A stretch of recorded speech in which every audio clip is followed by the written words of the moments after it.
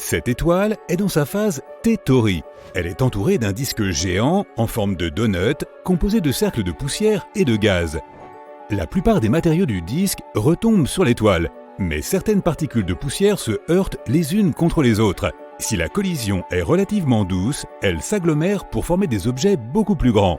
Au début, ces objets ne sont pas plus grands que la largeur d'une mèche de cheveux, mais avec le temps, les amas de poussière se transforment en cailloux qui deviennent ensuite de grosses roches. Le gaz aide ces roches à s'agglutiner les unes aux autres, et si certains des plus gros objets se brisent, la plupart d'entre eux deviennent les éléments constitutifs de futures planètes, les planétésimaux. Pendant qu'ils sont en orbite autour de l'étoile, les planétésimaux évacuent tous les matériaux qui se trouvent sur leur chemin. Tout ce qui reste derrière eux n'est qu'une fine poussière. Des milliards d'années plus tard, le disque qui entoure l'étoile s'est complètement transformé. Il est maintenant plus froid et plus éloigné de la chaleur de son étoile mère. L'eau qu'il contient peut enfin geler. Et de minuscules particules de glace voyagent maintenant autour de l'étoile avec la poussière.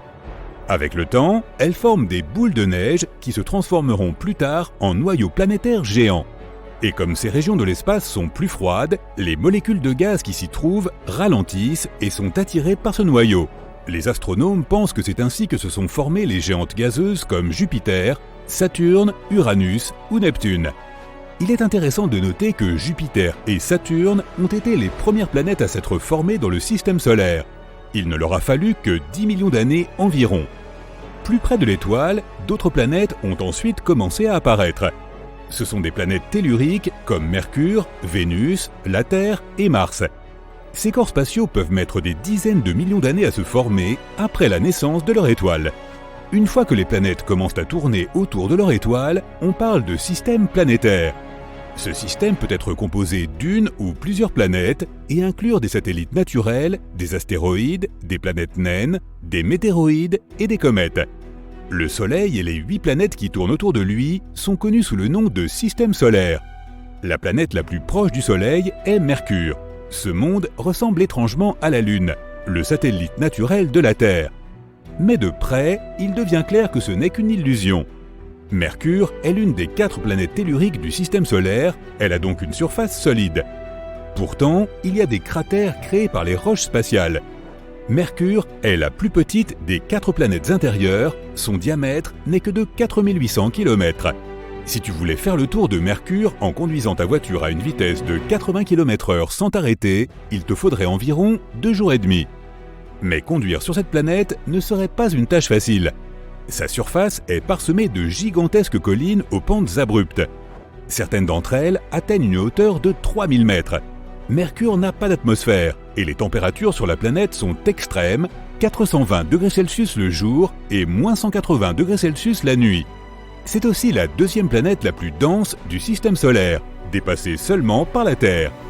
Mercure possède un noyau tellurique massif qui occupe près de 85% du volume de la planète. Le noyau contient à lui seul plus de fer que toute autre planète du système solaire. Il n'y a pas si longtemps, les astronomes ont découvert que Mercure pourrait avoir non seulement un noyau externe composé de métal liquide, mais aussi un noyau interne solide. L'enveloppe extérieure de la planète est composée d'un manteau rocheux et d'une croûte solide, d'une épaisseur de seulement 500 à 650 km. Au lieu d'avoir une atmosphère, Mercure a une fine exosphère, composée principalement d'oxygène, de sodium, d'hydrogène, d'hélium et de potassium. Mais la planète est trop proche du Soleil, c'est pourquoi le vent solaire et les impacts des météoroïdes ne cessent de balayer les atomes de cette exosphère. Vénus est très différente de la planète bleutée que tu as peut-être vue en photo. Elle est entourée d'une atmosphère super dense, composée de dioxyde de carbone. Si tu décidais d'atterrir à la surface de la planète, tu aurais l'occasion d'observer le passage d'épais nuages d'acide sulfurique. Et si jamais tu as soif sur Vénus, assure-toi de ne boire que des molécules de H2O. Si tu bois du H2O2, ce sera ta dernière boisson. La surface de la planète est en réalité rouge-brun. Vénus est un endroit sec et chaud, avec une pression 90 fois supérieure à celle de la Terre. Des plaines plates et lisses couvrent les 2/3 de la surface de la planète, mais on y trouve aussi de hautes montagnes. Ce sont des volcans dont la plupart sont éteints, mais dont certains sont peut-être encore actifs. Vénus possède 2 vastes hauts plateaux de la taille de l'Amérique du Sud et de l'Australie, et plusieurs vastes basses terres. Il y a aussi des canaux longs et sinueux. Ce sont d'anciennes coulées de lave et certaines d'entre elles atteignent une longueur de 4800 km. L'atmosphère dense de la planète crée un effet de serre similaire à celui de la Terre.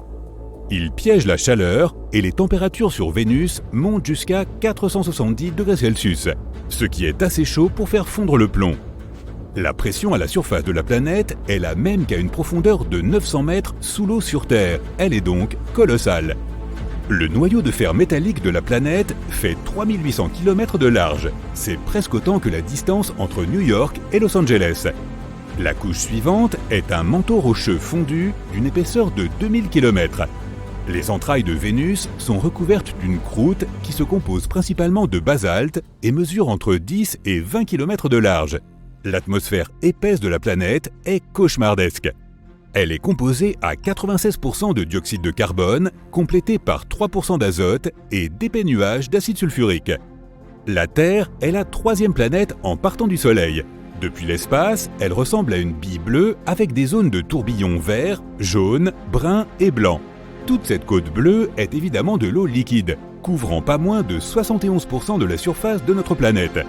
Même de là-haut, tu pourrais repérer la Grande Barrière de Corail, près des côtes de l'Australie. Elle s'étend sur 2500 km, soit plus que la distance entre Boston et Miami. Depuis l'espace, tu pourrais aussi voir les 450 km du Grand Canyon en entier. La Terre est la planète la plus dense du système solaire. En son centre, il y a un noyau qui occupe 15% du volume de la planète et qui se compose de deux parties, le noyau externe et le noyau interne. Le noyau interne est une boule solide faite de fer et de nickel. Son rayon est de 1200 km, ce qui représente 20% du rayon de la planète entière, ou 70% du rayon de la Lune. Le noyau externe, d'une épaisseur de 2400 km, est liquide. Il est également composé de fer et de nickel, mais il n'est pas suffisamment sous pression pour être solide.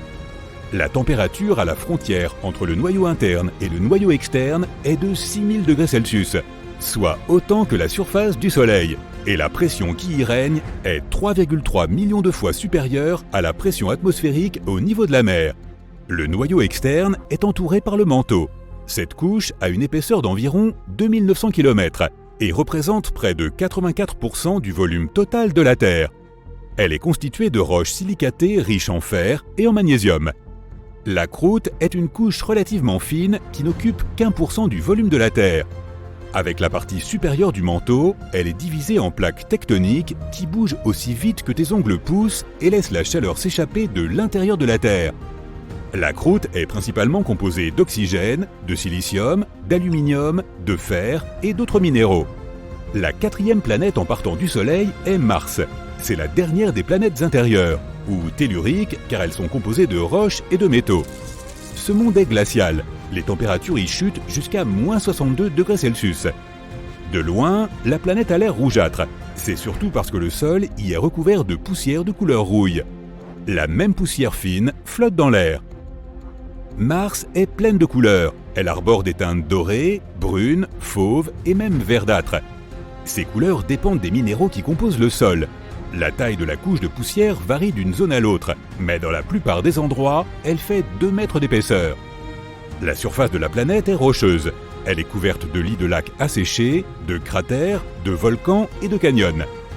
La plus haute montagne du système solaire, Olympus Mons, se trouve sur Mars. Elle est 2,5 fois plus haute que le mont Everest et à peu près la largeur de l'Arizona. L'atmosphère martienne est beaucoup plus fine que celle de la Terre et contient 95% de dioxyde de carbone et à peine 1% d'oxygène. Les tempêtes de poussière recouvrent parfois toute la planète et les plus grandes d'entre elles peuvent même être vues depuis la Terre. Mars a un noyau principalement composé de fer, de nickel et de soufre qui mesure entre 1500 et 1900 km de large. Ce noyau ne bouge pas, c'est pourquoi Mars n'a pas de champ magnétique planétaire. Le manteau qui entoure le noyau est composé de silicates épais, d'oxygène et de quelques autres minéraux. On pourrait le comparer à une pâte dentifrice rocailleuse. Le manteau de Mars est aussi beaucoup plus fin que celui de la Terre, avec une épaisseur de 1300 à 1800 km seulement. La fine croûte de la planète est composée de roches volcaniques basaltiques. les astronomes pensent qu'elle n'est pas divisée en plaques tectoniques et reste en un seul morceau. La croûte est recouverte d'une fine poussière rougeâtre qui ressemble à du talc. Continuons en nous éloignant du Soleil. Jupiter est la plus grande planète du système solaire. Elle fait plus de 143 000 km de diamètre. Jupiter est si énorme qu'elle pourrait contenir 1300 terres. Elle est aussi terriblement chaude, environ 24 000 degrés Celsius en son cœur. Il est impossible d'atterrir sur la planète, car Jupiter est une géante gazeuse dont l'atmosphère est composée d'hydrogène et d'hélium. Elle est cachée par une couche d'épais nuages bruns, jaunes, rouges et blancs qui donnent à la planète un aspect coloré et joliment rayé. L'un des phénomènes les plus inhabituels sur Jupiter est la grande tache rouge. Il s'agit d'une énorme tempête tournoyante de la taille de notre planète. Elle fait rage depuis les 360 dernières années.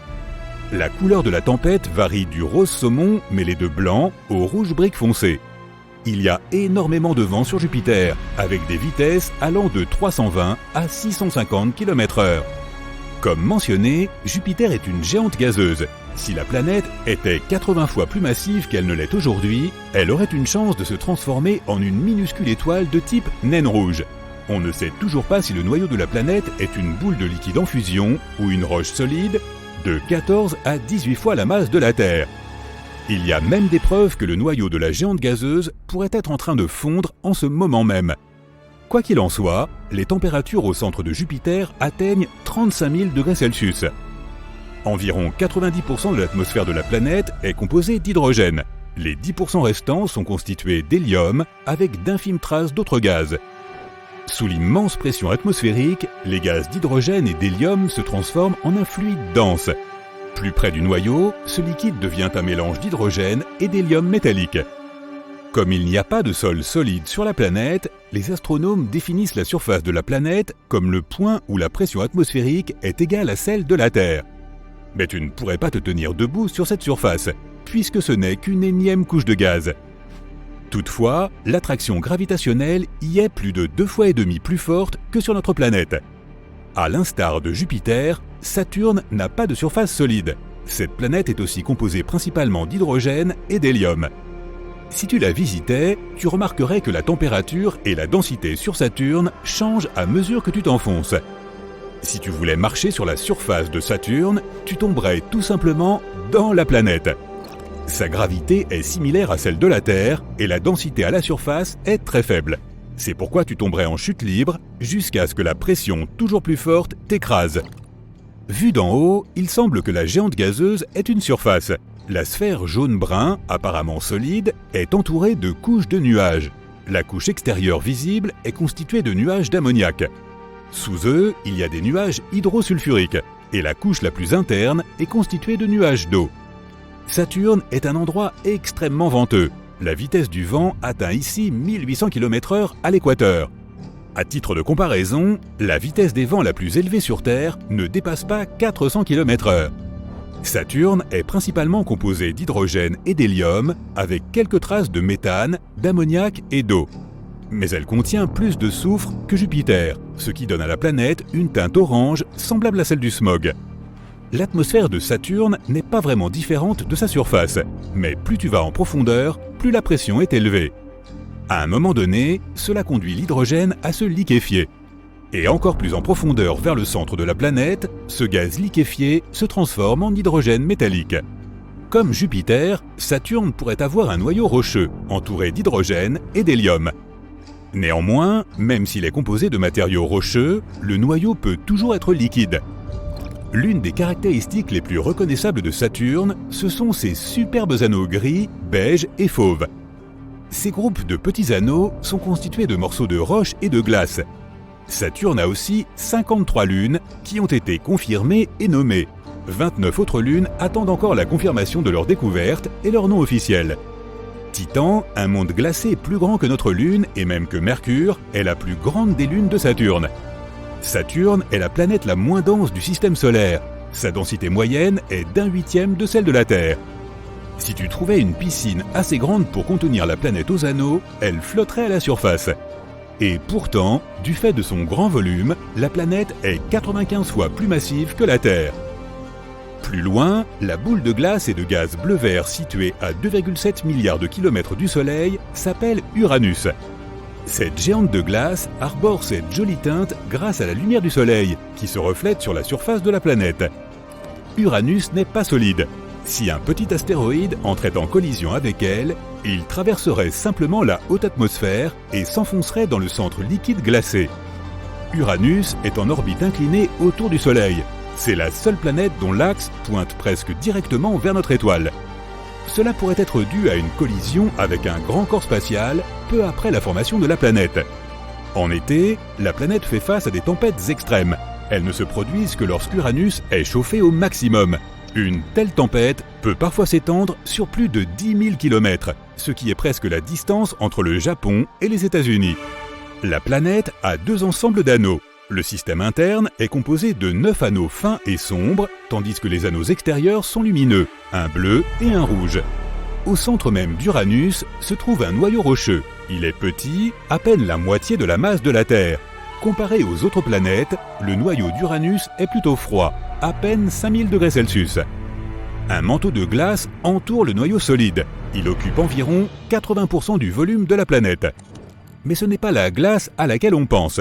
C'est plutôt un fluide dense et chaud composé d'eau, de glace d'ammoniac et de méthane. On parle parfois d'un océan d'eau ammoniaque. L'atmosphère d'Uranus est principalement composée d'hydrogène et d'hélium. La planète a un aspect bleu-vert à cause du méthane qui absorbe la lumière rouge. La planète la plus éloignée du Soleil, Neptune, ne fait que 4 fois la taille de la Terre, mais est 17 fois plus lourde. La surface bleue que l'on peut voir sur les photos est en fait une couche de gaz tourbillonnant et de nuages permanents. Le manteau de la planète, qui est composé d'eau, d'ammoniac et de glace de méthane, est ce qui se rapproche le plus de ce qu'on peut qualifier de surface pour Neptune. Et pourtant, cette surface n'est pas solide. Si tu décidais de plonger au cœur même de la planète, tu ressentirais de grands changements de température. Elle varie de moins 206 degrés Celsius à la surface à plus de 6600 degrés Celsius au cœur. Ces différences de température ahurissantes créent de puissantes tempêtes, dont la vitesse atteint 2000 km/h. Pas étonnant que Neptune soit considérée comme la planète la plus venteuse du système solaire. Comme Uranus, Neptune est une géante de glace. Le noyau de la planète est solide et se compose principalement de fer et de quelques autres métaux. Sa masse est 1,2 fois supérieure à celle de la Terre. Les astronomes pensent aussi qu'à une profondeur de 10 000 km, il pourrait y avoir une couche où il pleut des cristaux de diamants. Le noyau de la planète est entouré d'un grand manteau. C'est une région surchauffée de liquide dont les températures peuvent atteindre 1600 à 4700 degrés Celsius. Le manteau est riche en méthane, en ammoniac et en eau et équivaut à près de 15 masses terrestres. L'atmosphère de Neptune forme 5 à 10% de la masse de la planète. Elle s'étend sur 20% de la distance jusqu'au noyau de la planète. L'atmosphère est composée de 80% d'hydrogène, 19% d'hélium et un peu de méthane. C'est ce dernier gaz qui donne à la planète sa teinte bleutée. Maintenant, à quoi ressemblent les planètes en dehors du système solaire ? Sont-elles similaires à nos mondes telluriques et à nos géantes gazeuses ? Eh bien, certaines d'entre elles sont plutôt bizarres. Nous sommes maintenant à 40 années-lumière de la Terre, près d'une exoplanète appelée GJ 1214b. Au fait, une exoplanète est une planète située en dehors du système solaire. Celle-ci fait environ 3 fois la taille de notre planète, mais sa masse est 8 fois supérieure à celle de la Terre. Une fois toutes les 38 heures terrestres, GJ 1214b accomplit son orbite autour d'une étoile naine rouge. Les températures à la surface de la planète sont très élevées, environ 200 degrés Celsius. Mais ce n'est pas la seule chose qui rend cette planète si inhabituelle. Après avoir observé ce monde lointain grâce au télescope spatial Hubble, les astronomes ont conclu que GJ 1214b était un monde d'eau géant. Elle est encapsulée dans une atmosphère vaporeuse et dense. Il n'y a aucune autre planète de ce type connue à ce jour. En raison de la forte pression et des températures élevées à la surface de la planète, des matériaux exotiques tels que l'eau superfluide et la glace chaude pourraient s'y être formés. Cette autre exoplanète, d'une teinte bleu vif, est située à 62 années-lumière de la Terre. Elle a l'air paisible et légèrement familière. Elle est un peu plus grande que Jupiter et sa couleur bleutée pourrait rappeler notre planète natale. Mais cette jolie apparence cache la nature terrifiante de la planète. Sa belle teinte provient des atomes et des particules de silicate qui composent son atmosphère. La vitesse des vents qui y soufflent peut atteindre le chiffre décoiffant de 8700 km/h, soit 7 fois la vitesse du son. Les températures y sont également extrêmes, plus de 870 degrés Celsius. Mais ce n'est même pas le pire. Dans ce monde brûlant, il pleut du verre de façon oblique. Si une telle tempête se produisait à l'équateur sur Terre, il ne lui faudrait qu'environ 5 heures pour faire le tour de la planète et tout détruire sur son passage. Il y a plusieurs années, les astronomes ont découvert une planète aussi grande que Neptune qui tourne autour d'une étoile qui n'est pas plus grosse que la Terre. C'est une configuration vraiment étrange puisque généralement, les étoiles sont bien plus grandes que les planètes qui orbitent autour d'elles. Ce qui pourrait expliquer ce phénomène, c'est que l'étoile dont nous parlons n'est plus vraiment une étoile. C'est une minuscule naine blanche avec un nom à coucher dehors.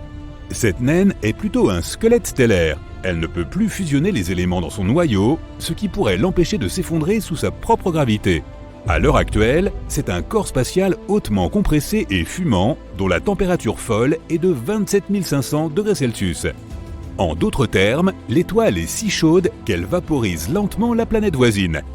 À cause de cette incroyable chaleur, la planète est en train de perdre son atmosphère. L'étoile chauffée à blanc envoie des flux de matériaux vaporisés loin de la planète à un rythme d'environ 260 millions de tonnes par jour. L'exoplanète lointaine, Gliese 436b, de la taille de Neptune, est un paradoxe. Elle est faite de glace brûlante. Elle est située à 30 années-lumière de la Terre, dans la constellation du Lion. La planète effectue une orbite complète autour de la naine rouge Gliese 436 en seulement 2 jours. Cela signifie qu'elle voyage remarquablement près de son étoile mère. La distance qui les sépare est 15 fois plus petite que la distance entre Mercure et le Soleil. C'est peut-être la raison pour laquelle les températures de la planète descendent rarement en dessous de 420 degrés Celsius. Mais le plus étrange, c'est que la planète abrite d'énormes volumes de glace d'eau connus sous le nom de glace X. Et elle reste solide malgré des températures étouffantes. L'une des explications les plus plausibles de ce phénomène est la gravité incroyablement élevée de la planète qui comprime les traces de vapeur d'eau dans l'atmosphère pour en faire de la glace, puis l'empêche de fondre.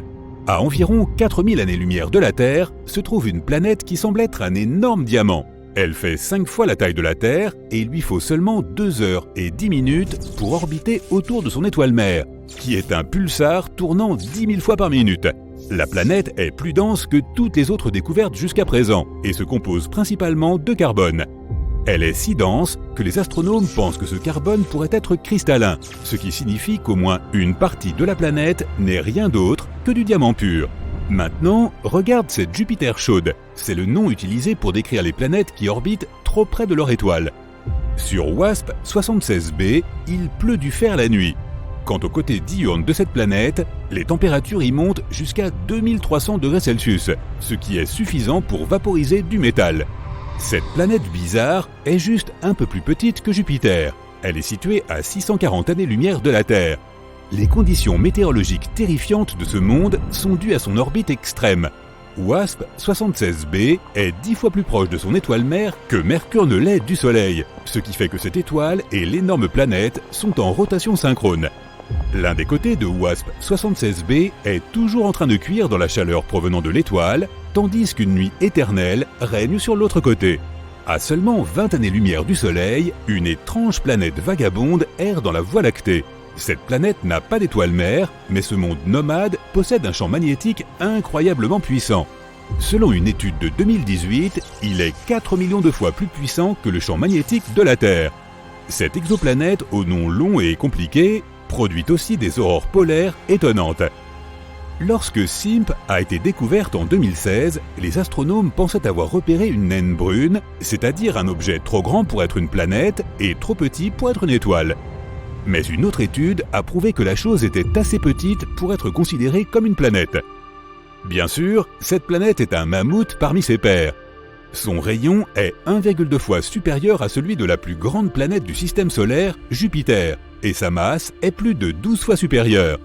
Les astronomes affirment que c'est le champ magnétique exceptionnellement puissant de la planète qui l'aide à produire ces aurores polaires si étonnantes. Mais elles sont générées d'une manière différente des aurores sur Terre. Les scientifiques affirment que la lune de SIMP pourrait aider la planète à créer ces spectacles lumineux. Maintenant, cette autre planète ne ressemble à rien de ce que tu as vu auparavant. On la qualifie souvent de Super Saturne, car J1407b possède un énorme système d'anneaux. Ils sont 640 fois plus grands que ceux de Saturne. Cette exoplanète se trouve à 434 années-lumière de la Terre. C'est le seul monde connu avec des anneaux similaires à ceux de Saturne. Si J1407b échangeait un jour sa place avec Saturne, ces anneaux auraient l'air plusieurs fois plus grands qu'une pleine lune. Les astronomes ont remarqué un vide à mi-chemin entre les anneaux de la planète. Il y a de fortes chances qu'une exolune de la taille de Mars soit en orbite autour de la planète quelque part dans ce vide. Si tu vivais sur cette lune, tu aurais une vue imprenable chaque fois que tu regarderais le ciel. Gliese 581c est située à 20 années-lumière de la Terre dans la constellation de la Balance. Elle tourne autour de son étoile mère à une distance qui représente à peine 7% des 150 millions de kilomètres qui séparent la Terre du Soleil. Gliese 581c est en rotation synchrone avec son étoile, ce qui signifie encore une fois qu'un de ses côtés fait toujours face à l'étoile, tandis que l'autre est plongé dans une obscurité permanente. Du côté ensoleillé, les températures sont follement élevées, et du côté obscur, il fait un froid glacial. Mais entre ces deux zones extrêmes, il y a une zone étroite avec des conditions qui pourraient potentiellement accueillir la vie. Maintenant, que dirais-tu de visiter une planète où il pourrait bien pleuvoir des saphirs et des rubis? ATP-7b est un monde plutôt lointain. Il se trouve à plus de 1000 années-lumière de la Terre. Sur sa face nocturne, l'atmosphère contient beaucoup d'oxyde d'aluminium, aussi appelé corindon. Or, les pierres précieuses en corindon ne sont autres que les saphirs et les rubis. Les astronomes pensent qu'il pourrait y avoir de puissantes tempêtes sur la planète durant lesquelles il pleut littéralement des rubis et des saphirs.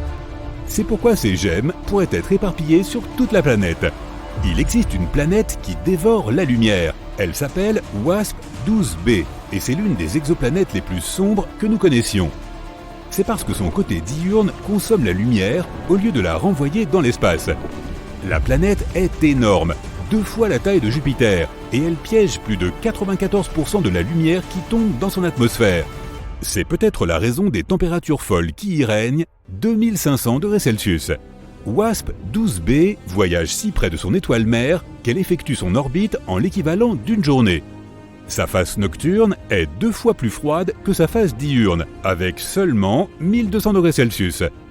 Mais grâce à cette différence de température, de la vapeur d'eau et des nuages se forment au-dessus de la surface de la planète. Ensuite, des tourbillons de matière provenant de l'atmosphère surchauffée de WASP-12b se déversent sur son étoile. Tu vois cette exoplanète arborant une superbe teinte magenta? Elle est située dans la constellation de la Vierge. Elle s'appelle Gliese 504b. La distance entre cette planète et son étoile d'origine est 9 fois supérieure à la distance entre le Soleil et Jupiter. La planète est relativement récente et elle brille encore par sa chaleur, ce qui donne cet aspect rose à sa surface. Nous avons maintenant parcouru 20 000 années-lumière et nous avons atteint une naine rouge dans la constellation du Sagittaire. Loin de cette étoile froide, il y a une planète, avec encore un nom à coucher dehors. Ce monde est tellement éloigné de son étoile mère qu'il reçoit très peu de chaleur. C'est l'une des planètes les plus froides que nous connaissions. Sa température de surface est inférieure à moins 217 degrés Celsius. C'est pourquoi la planète entière est enveloppée d'une épaisse couche de glace. Si tu marchais sur sa surface, tu ne verrais que des glaciers, de vastes plaines, des canyons et des montagnes de glace. Et pourtant, les astronomes pensent que la vie pourrait exister profondément sous sa surface gelée. Le noyau de la planète pourrait générer suffisamment de chaleur pour faire fondre une partie de la glace intérieure. Si c'est vrai, alors il pourrait y avoir un énorme océan souterrain sur cette planète.